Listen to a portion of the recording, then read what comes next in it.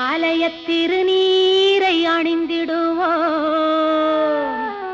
அந்த ஆயிரங்கரத்தாளை பணிந்திடுவோம். ஆலய திருநீரை அணிந்திடுவோம், அந்த ஆயிரங்கரத்தாளை பணிந்திடுவோம்.